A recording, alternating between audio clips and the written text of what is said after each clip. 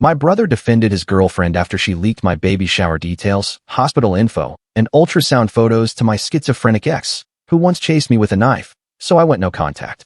18 months later, she's serving 5 years for plotting to kidnap my baby, and he now lingers outside churches hoping to catch a glimpse of the niece he'll never know. I thought the terrifying chapter with Jake was over. I mean, we'd split years ago after a breakdown so severe it involved a knife and a whole neighborhood running for cover. But nothing could have prepared me for the chilling voicemail I got months into my new, happy pregnancy. A voicemail that ignited a nightmare of stalking, paranoia, and a betrayal so deep it still makes my stomach churn, all revolving around my unborn child. Jake and we were together for a long time, but then he had this major mental break. It was terrifying. One night, he just ran after me through the entire neighborhood, holding a large knife. They put him in a psychiatric hospital after that, and when he came out, he was different. His entire personality had changed. He developed these terrifying delusions, hallucinations, and this deep paranoia that people were out to get him. And it never, ever went away. A huge part of that paranoia, it revolved around me. He was convinced I was controlling people around him, trying to make him look crazy. When he was let out of the hospital, I took responsibility for him.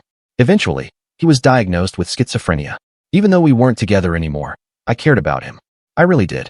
I went to all his mental health appointments, stayed up at night to make sure he didn't leave the house alone. For a while, we kept talking, just as friends. But I think, deep down, he always thought we'd get back together. Then I met Sam, my current partner. When I started a new relationship with him, Jake had a really, really bad psychotic episode. He threatened both of us. He accused me of cheating on him with Sam, even before we broke up, which was insane. He sent us these intense messages, threatening to turn us into pasture for his bloodhounds. That was it. I cut off all contact. No more. The only connection I had left to Jake was my brother's girlfriend, Jess. She and Jake had been friends for years, and they kept in touch. She knew our whole history, all the crazy stuff, and she always claimed she never chose sides. Then, in January, I got pregnant with Sam's baby. I was about 3 months along. I just started telling my family and a few close friends about it. I told everyone, explicitly, to keep it quiet. I just wasn't ready to announce it publicly yet. Less than 24 hours after I told my side of the family, my phone rang. It was Jake. He'd found out. He left a voicemail, saying he would be filing for custody of the baby. My baby. Obviously, he was in a full-blown psychotic episode. I just ignored his calls and let his family know he'd reached out. It had been over a year since we'd even spoken at that point. He had no idea where I lived or worked, so I wasn't worried about him physically showing up. But I knew. I just knew. The only way he could have found out was through Jess. I called her. Confronted her, and she admitted it. She was super apologetic, saying she didn't think it would matter, that she thought he'd be fine with the news, that he deserved to know. I was so upset, but I hadn't explicitly told her not to tell Jake, so I tried to tell myself it was just a mistake. I forgave her, but I made it crystal clear, no more information about me or the baby to Jake. She agreed. I didn't hear anything from Jake for months after that. I actually started to relax a little. Then, last weekend, it was my baby shower. Sam and I decided to have it together, make it more of a party than a traditional shower. We hired a function room at a bar, invited about 80 people. Everyone was having a great time, laughing, celebrating, until I saw him. Jake, standing at the bar, just looking around. My blood ran cold. I managed to slip away without him seeing me and grabbed security. I watched as they approached him, asked him to leave. He was furious. He started yelling, spotted me, and tried running towards me before security grabbed him. He actually bit one of them. He was screaming, demanding to talk to me before he'd leave. Sam and several friends went over to try and talk him down, but it only escalated. He screamed at Sam, claiming that he was the baby's real dad, that Sam was just a placeholder, and that Sam and I had never really broken up. I left. I hid in the ladies' room until my mom came to tell me Jake was finally gone. He'd eventually left after a little more screaming. I was mortified. We cut the baby shower short. I couldn't stop crying. The celebration turned into a nightmare. It's been a few days since then, and I finally confronted Jess. She was the only person who could have possibly told him the location and time of the baby shower. This time, I wasn't so kind on the phone. She admitted it, and she apologized again, but then she said, "How could I keep this a secret from him?" I was absolutely furious. I told her that she would no longer receive any news about me or the baby, and that I was cutting her out of my life. My brother, Pete, called me after that. He begged me to forgive her. He knew she was wrong, but he didn't think he should be punished too. He knew that by cutting her out, I also wouldn't be telling him any news about the baby. Part of him thought I should blame Jake for his reaction, not Jess, that she couldn't have known he'd show up. He said the damage was done, I should just let it go. I hung up on him. I threw my phone onto the couch. My hands were shaking as I paced around the living room. Sam watched me from the doorway, his jaw clenched tight. He'd heard the whole conversation. She did it again, I said, my voice cracking. She told him about our baby shower. She knew exactly what would happen, and she did it anyway. Sam crossed the room and pulled me into his arms. I pressed my face against his chest and just let myself crumble completely. The stress of seeing Jake at what should have been a celebration. The fear of what he might do next. The betrayal from someone who was supposed to be family. It all came crashing down at once. After a few minutes, I pulled back and wiped my eyes. Sam handed me a tissue from the box on the coffee table. We need to call the police, he said. File a report about what happened at the bar. I nodded. We've been putting it off, hoping maybe we could handle this without getting law enforcement involved. But Jake had bitten the security guard. He'd made threats. He was claiming to be the father of our baby. This wasn't going away on its own. The next morning, we drove to the police station. The officer who took our statement was sympathetic, but honest about our options. Since Jake hadn't physically harmed me, and the bite happened to the security guard, not me, they couldn't do much beyond documenting the incident. The security guard would need to press charges separately if he wanted to pursue anything. What about a restraining order? Sam asked. The officer pulled out some paperwork. You can file for one, but it's not guaranteed. The judge will want to see a pattern of harassment or credible threats of violence. I thought about that voicemail Jake had left months ago, threatening to turn us into pasture for his bloodhounds. I deleted it in a panic, not thinking I'd need evidence later. Now, I regretted that decision so deeply. We spent the next 2 hours filling out forms, documenting every interaction with Jake over the past year. The officer said they'd add this to his file and suggested we start keeping detailed records of any future contact. On the drive home, my phone buzzed with a text from Pete. Can we please talk? Jess is really upset. She never meant for any of this to happen. I showed Sam the message. He shook his head. Don't respond. Not yet. But Pete kept texting. By the time we got home, I had 12 messages from him, each one more desperate than the last. He was begging me to reconsider, saying Jess was crying and hadn't eaten since our phone call. He said I was being too harsh, that family should forgive family. That evening, while Sam was making dinner, I heard a car pull up outside. Through the window, I saw Pete's blue Honda in our driveway. My stomach dropped. Sam, I called out. Pete's here. Sam came out of the kitchen, still holding a spatula. We watched as Pete got out of his car and walked up to our front door. He knocked 3 times. We don't have to answer, Sam said quietly. But I knew my brother. He wouldn't leave until we talked. I opened the door, but kept the chain on. Sarah, please, Pete started immediately. Just hear me out. There's nothing to discuss, I said, my voice tight. Jess put me and my baby in danger. Twice. She didn't know he would show up. She thought he had a right to know about his friend having a baby. His friend? I laughed, a bitter, hollow sound. Is that what she told you, Pete? Jake thinks this baby is his. He's delusional. He threatened us. And Jess knew all of this. Pete ran his hand through his hair, a gesture he'd done since we were kids when he was frustrated. Look, I get it, I do. But cutting her out means cutting me out too. Do you really want that? What about when the baby comes? I'm going to be an uncle. Don't I get to be part of that? The guilt hit me hard. Pete and I had always been close. When our parents divorced, we'd stuck together. When I was in college and broke, he'd sent me money from his first job. When Jake had chased me with a knife, Pete was the first person I'd called. This isn't about you, I said, my voice softer now. This is about keeping my baby safe. From Jess. Come on, Sarah. She made a mistake. 2 mistakes, but she's not dangerous. Jake is the problem here, not her. She enables him, Sam interjected, stepping beside me. That makes her dangerous to us. Pete's face hardened as he looked at Sam. This is a family matter. I'm family too, Sam said calmly. And so is our baby. Pete was quiet for a moment. Then he said, Jess wants to apologize in person. Will you at least consider meeting with her? No, I said immediately. I can't trust her, Pete. She promised me she wouldn't tell Jake anything else, and she broke that promise. How can I believe anything she says now? Because she loves you, Pete said. We both do. We want to be part of your life, part of the baby's life. Please don't shut us out. I felt tears building again. Pregnancy hormones weren't helping the situation. I need time to think, I said finally. Please, just give me some space. Pete nodded slowly. Okay. But Sarah, I'm not giving up on us. You're my sister. That means something. After he left, Sam and I sat on the couch in silence. The dinner he'd been making sat forgotten on the stove. Neither of us had an appetite anyway. Did I do the right thing? I asked eventually. Sam took my hand. You're protecting our baby. That's always the right thing. But it didn't feel that simple. Over the next few days, I found myself second-guessing everything. Pete had always been there for me. Was I really going to cut him out of my life because of his girlfriend's actions? Then Thursday came, and with it, another call from an unknown number. I almost didn't answer, but something made me pick up. Sarah? It was Jake's mother, Linda. My heart sank. Hi, Linda, I said carefully. I'm so sorry to bother you, dear, she began. I heard about what happened at your baby shower. I'm mortified. We've been trying to get Jake back into treatment, but he refuses to go. I put the phone on speaker so Sam could hear. I appreciate you calling, Linda. The thing is, she continued, Jake's been saying some very concerning things. He's convinced the baby is his. He's been researching custody lawyers. I thought you should know. My blood ran cold. Has he actually contacted any lawyers?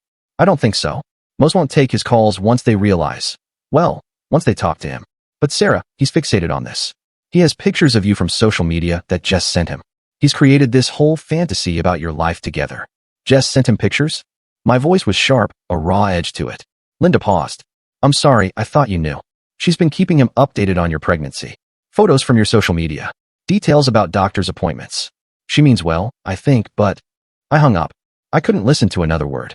Sam was already pulling up Jess's social media on his phone. Sure enough, there were screenshots of my posts shared to her story, with captions like, so happy for my sister-in-law, and can't wait to meet the little one. We need to lock down all our social media, Sam said.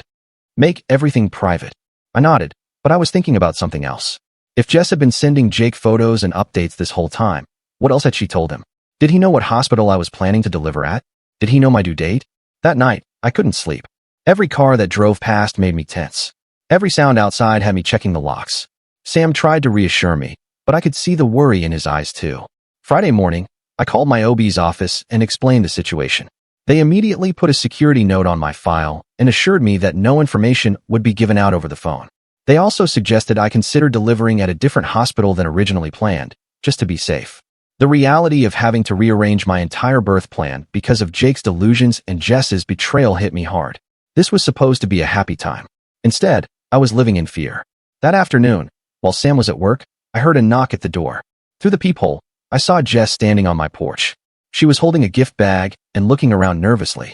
I didn't open the door. Instead, I texted Sam. Jess is here. He responded immediately. Don't answer. I'm coming home. But Jess kept knocking. Sarah, I know you're home. Your car is in the driveway. Please, I just want to talk. I stayed silent, watching through the peephole.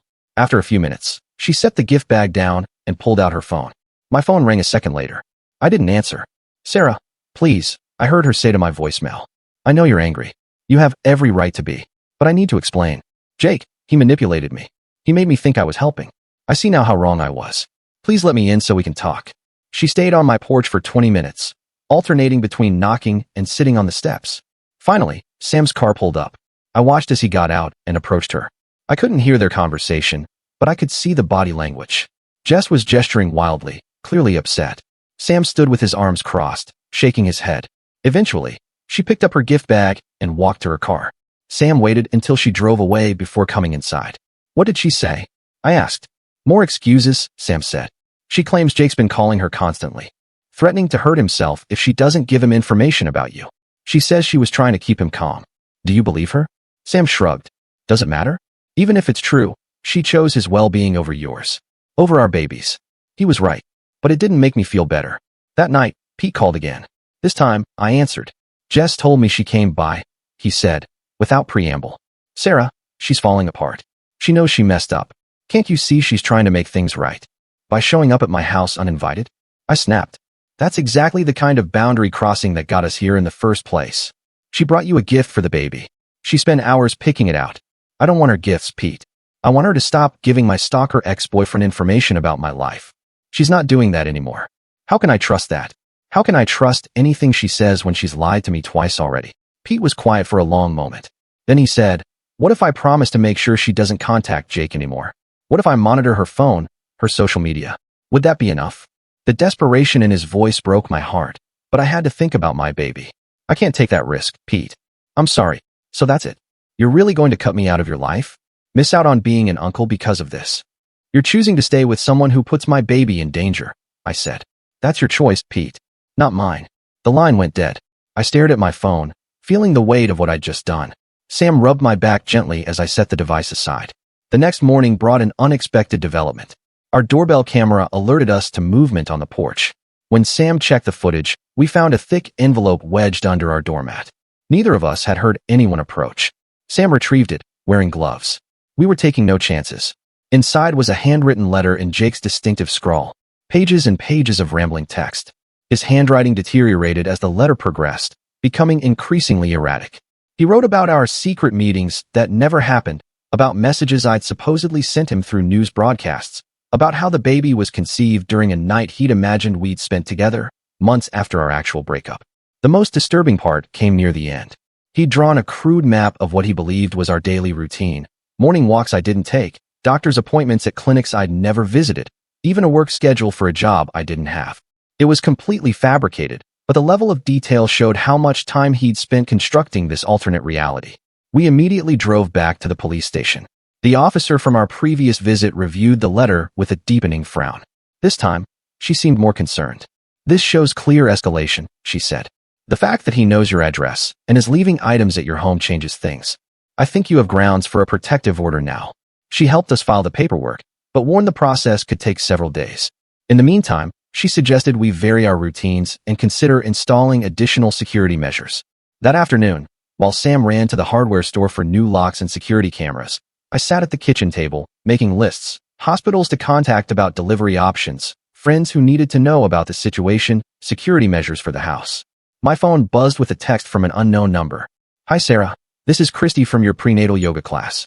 I got your number from the instructor. I wanted to check if you're okay. There was a man asking about you after class yesterday. He said he was your husband, but something seemed off." My blood turned to ice. I hadn't been to prenatal yoga in over a week, having skipped the recent classes due to stress. But Jake had shown up there, looking for me. I immediately called the yoga studio. The instructor confirmed that a man matching Jake's description had come by, claiming to be my husband and saying I'd forgotten my water bottle. When she'd offered to call me, he'd quickly left. She'd found the whole interaction strange enough to warn her students. This meant Jake was actively searching for me, visiting places he thought I might go. The fabricated routine in his letter wasn't just fantasy, it was a hunting pattern. Sam returned home to find me packing a bag. "We need to stay somewhere else for a few days," I explained, showing him Christy's text. His face went pale. We checked into a hotel across town under Sam's name, bringing only essentials.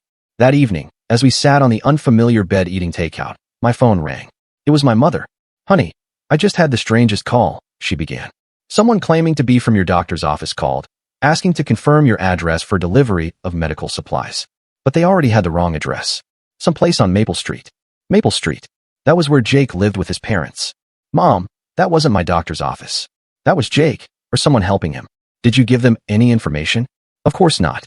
I told them I'd have you call back directly." "But honey, how did he get my number?" I knew exactly how. My mind flashed back to Jess's social media posts. She'd shared photos from the baby shower, tagging family members who'd attended. My mother's profile wasn't private. It would have been easy for Jake to find her contact information. Over the next 2 days, the attempts to locate me intensified. My cousin received a Facebook message from Jake, claiming I'd been in an accident and he needed to reach me urgently. 3 different friends got calls from someone pretending to be from a baby registry company, asking to verify shipping information.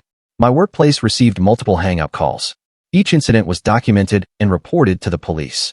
The protective order was approved, but serving Jake proved difficult. He wasn't at his parents' house when officers went by. His mother claimed she hadn't seen him in days. On the 3rd night in the hotel, Sam woke me gently at 2 a.m. "Don't panic," he whispered. "But there's someone in the parking lot who's been sitting in their car for an hour, engine running."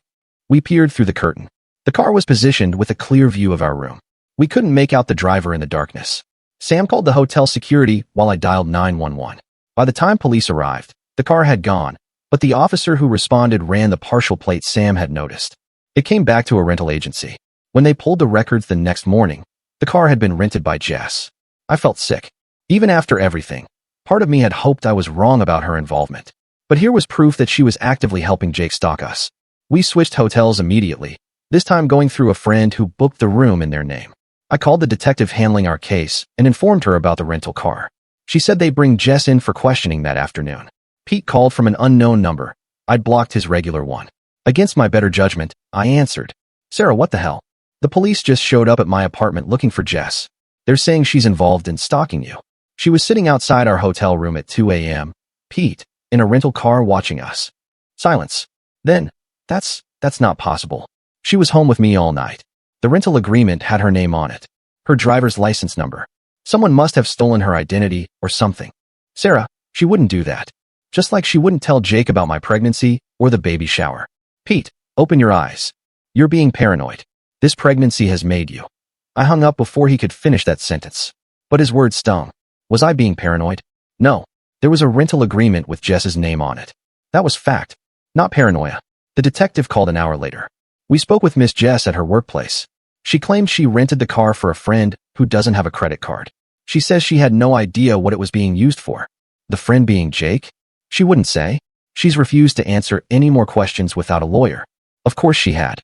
I thanked the detective and ended the call, frustration boiling over. Jess was smart enough not to directly implicate herself while still helping Jake torment us. That evening, we had to return to our house to collect more clothes and important documents. We went with a police escort just to be safe. The officer waited in his patrol car while Sam and I hurried inside. Everything looked normal at first. Then I noticed small things out of place. A photo frame slightly askew. Books on the shelf rearranged. Nothing obviously disturbed, but enough to know someone had been inside. Don't touch anything, the officer said when we called him in. He called for additional units to process the scene. The back door lock had been expertly picked. No signs of forced entry. Nothing was missing, but the violation of our space felt worse than any theft. In the nursery we'd started preparing. Someone had left a teddy bear we didn't recognize, positioned carefully in a crib. Crime scene techs dusted for fingerprints and took photos. They found shoe prints in the backyard that didn't match ours. The teddy bear was bagged as evidence. We couldn't stay in the house after that. The sense of safety we'd built there was shattered. We moved back to the hotel while figuring out next steps. The following morning brought another shock. A coworker texted me screenshots from a parenting forum where someone using the name ConcernedFather84 was posting about his ex-girlfriend who's keeping his baby from him. The post included details only Jake would know, mixed with his delusions. He was asking for legal advice on how to establish paternity and gain custody when the mother was being influenced by a dangerous man. Several forum members had offered sympathy and advice before others pointed out inconsistencies in his story. The post painted me as mentally unstable, claiming I'd been hospitalized multiple times. I hadn't. And that my family was concerned about my ability to care for a baby. They weren't. Sam spent hours reporting the post to forum moderators and documenting everything. We were building a thick file of evidence, but it felt like playing whack-a-mole.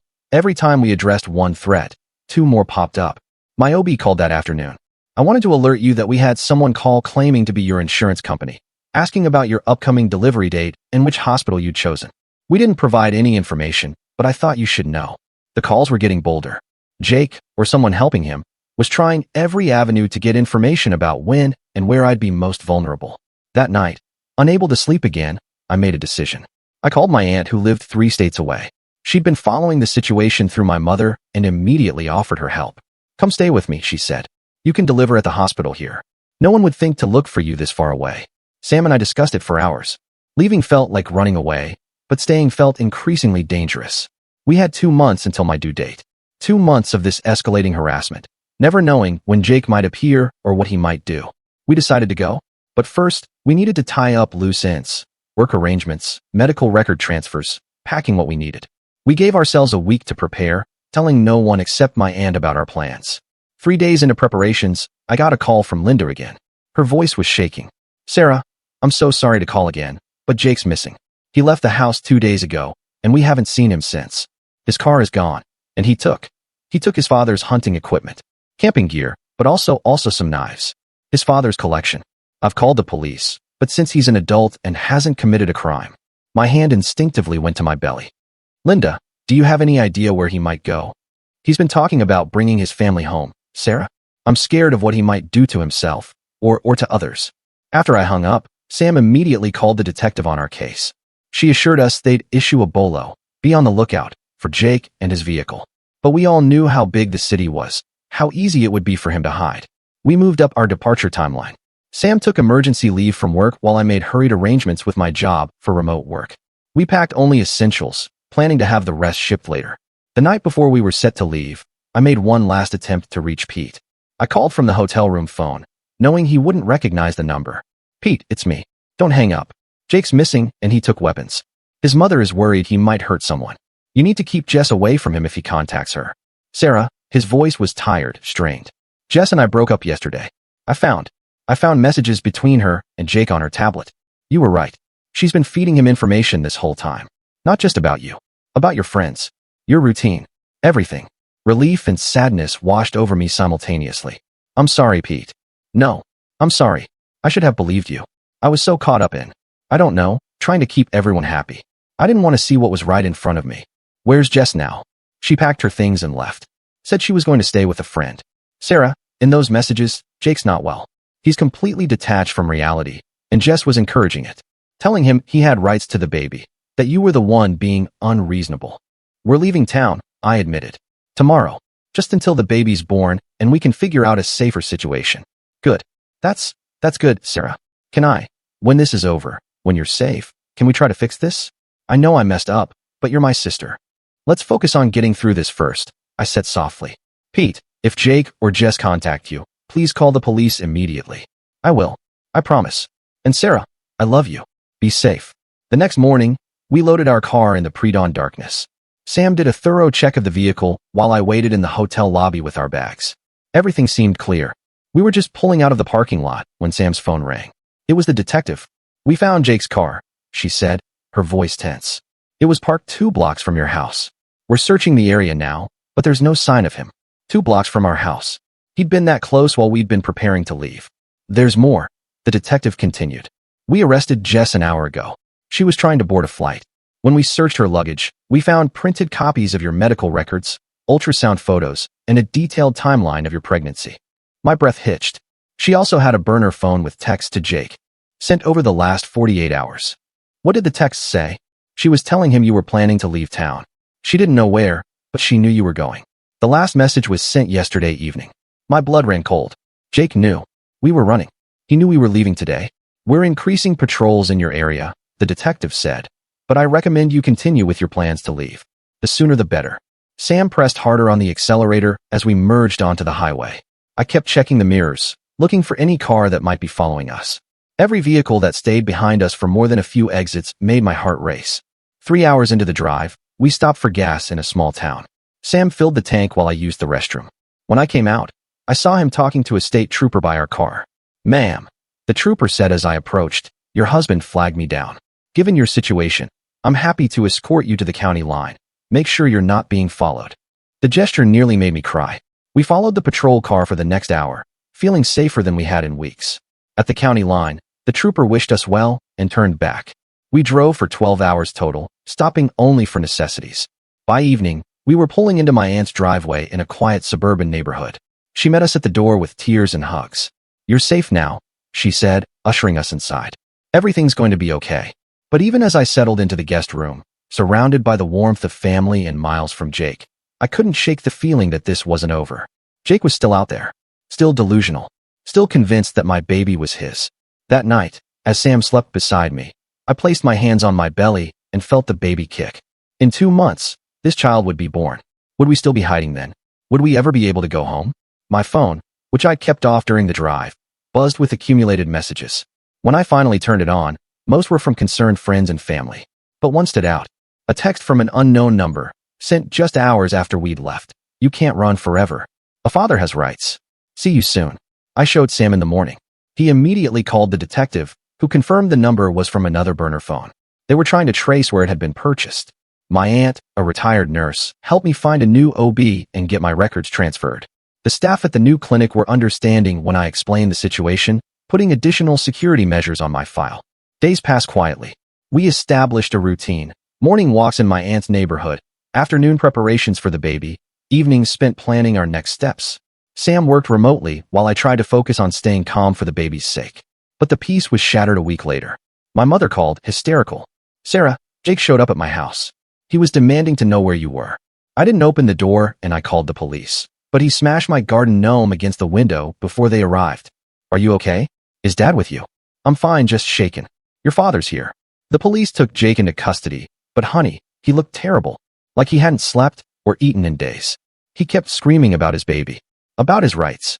At least he was in custody. But I knew it wouldn't last. Without new charges beyond property damage and violating the protective order, he'd likely be released again soon. The detective called to confirm Jake's arrest. He had maps in his car, she told me, printed routes to various cities. He's been searching for you. But don't worry, he has no idea where you actually are. Still, we increased our precautions. My aunt installed new locks and a security system. Sam and I never went anywhere alone. We varied our routes and routines, always watching for anything unusual. 2 weeks passed without incident. I started to relax slightly, focusing on preparing for the baby. We set up a small nursery in my aunt's guest room, attended birthing classes at the local hospital, and tried to maintain some normalcy. Then Pete called with news that made my stomach drop. Jake's out, he said. His parents posted bail. But Sarah, there's something else. What? I braced myself. The police searched Jess's apartment more thoroughly. They found a journal where she'd been documenting everything about your pregnancy. She had plans written out. Plans to help Jake take the baby after it was born. What kind of plans? I whispered, my voice barely there. Detailed ones. Hospital shift changes. Security procedures. Even notes about which nurses seemed sympathetic to Jake's situation. Sarah, I think she was planning to help him kidnap the baby. I sank onto the couch, feeling lightheaded. Sam took the phone from my shaking hands. Pete, it's Sam. We need copies of everything the police found. Can you help with that? While they talked, I tried to process this new information. It wasn't just harassment anymore. There was an actual plan to take my baby. The delusions had evolved into concrete preparation for kidnapping. That night, I couldn't sleep. Every scenario played through my mind. What if Jake found us? What if he and Jess had other accomplices? What if they were already here, watching, waiting for me to give birth? The stress was affecting my health. At my next prenatal appointment, my blood pressure was elevated. The doctor prescribed rest and stress management, but how could I manage stress when I was being hunted? Sam took over most of the communication with lawyers and police. We were building a strong case, but I worried it wouldn't matter if Jake found us first. His delusions were so strong, so fixed in his mind. He was a father being kept from his child. That made him dangerous in ways that were hard to predict. 3 weeks before my due date, we got word that Jess had agreed to a plea deal. She'd testify about her involvement in exchange for reduced charges. Her lawyer claimed she'd been manipulated by Jake, that she genuinely believed she was helping reunite a family. The detective seemed optimistic. With her testimony, we can charge Jake with conspiracy, stalking, and attempted kidnapping. That's serious time. But Jake would need to be found first. He disappeared again after making bail, and even his parents claimed not to know where he was. I tried to focus on the positive. We were safe. We had support. The law was on our side. But as my due date approached, the fear grew stronger. Would Jake somehow know when I went into labor? Would he appear at the hospital? Would I spend the first moments of my child's life in fear? My aunt tried to reassure me. The hospital knows the situation. Security is aware. You'll have a safe room, and they won't allow any visitors you haven't pre-approved. It helped, but only slightly. Jake had proven resourceful in his delusions, and somewhere out there, he was planning, plotting, convinced that my baby was his. As I lay in bed that night, feeling the baby move inside me, I made a promise. I'll keep you safe, I whispered. No matter what it takes. You'll never have to fear him. But even as I said the words, I wondered how long we'd have to run. How long we'd have to hide. When, if ever, we'd be able to live without looking over our shoulders. The baby kicked in response, and I tried to take it as a sign of strength. We'd made it this far. We'd make it through whatever came next. The contractions started at 3 a.m., 2 weeks before my due date. Sam bolted upright when I gasped, clutching my belly. We'd prepared for this moment, but the timing caught us off guard.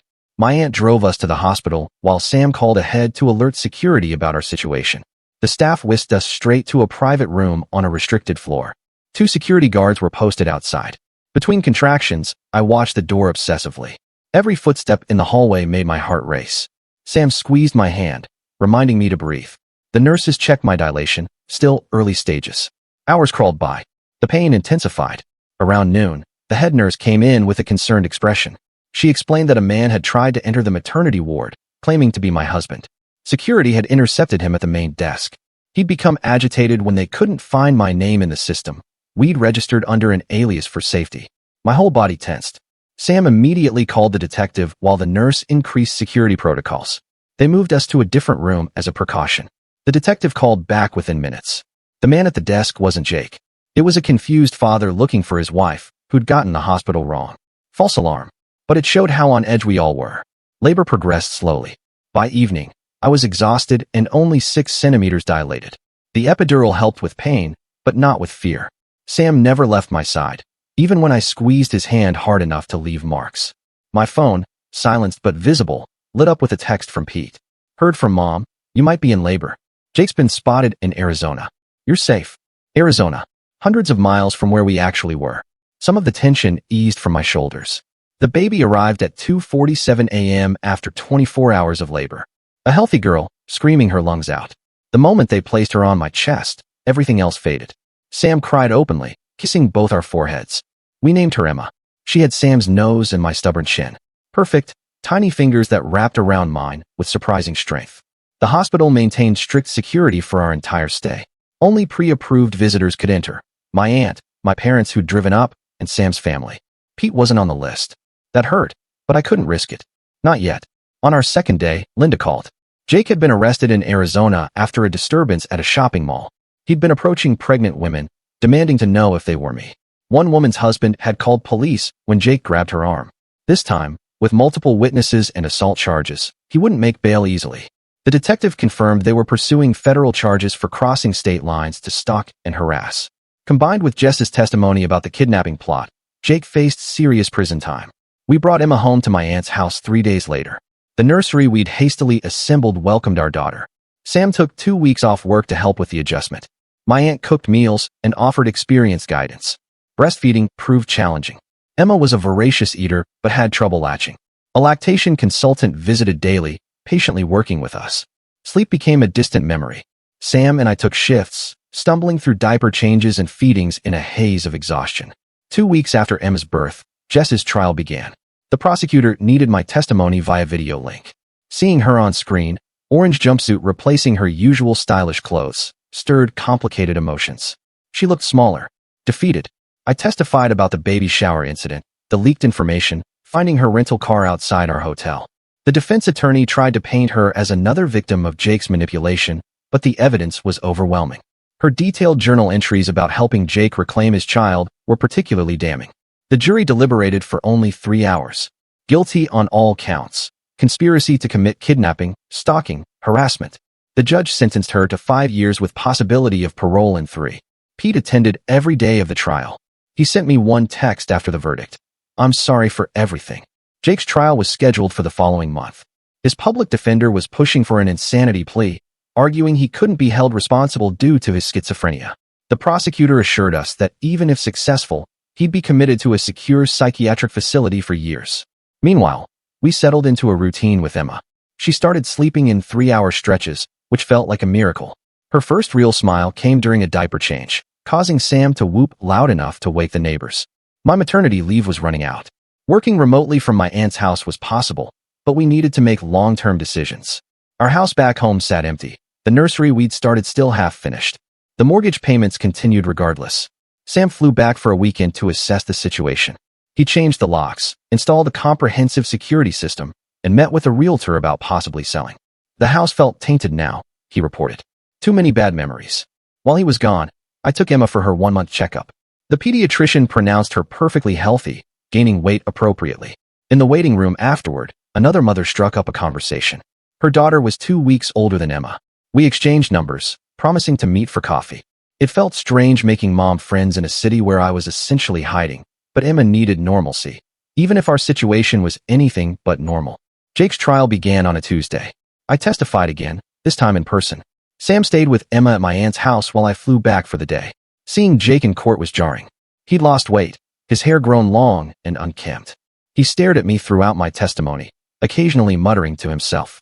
When asked about the baby shower incident, Jake suddenly stood up, shouting that I'd stolen his child. The bailiffs restrained him as he struggled, screaming about his rights as a father. The judge ordered him removed from the courtroom. His outburst actually helped our case. The jury saw firsthand how detached from reality he was. They found him guilty but mentally ill, meaning he'd serve his sentence in a psychiatric facility with mandatory treatment. The sentence was 15 years minimum before possibility of release. The judge cited the planned kidnapping and pattern of escalation as factors. Jake would need to demonstrate sustained mental health improvement and lack of danger before any consideration of release. Linda approached me outside the courthouse. She looked aged, worn down by her son's actions. She apologized again, saying she wished she'd pushed harder for treatment years ago. I told her it wasn't her fault. Mental illness was complicated, and Jake had refused help for so long. Flying back to my aunt's house, I felt a weight lifting. 15 years.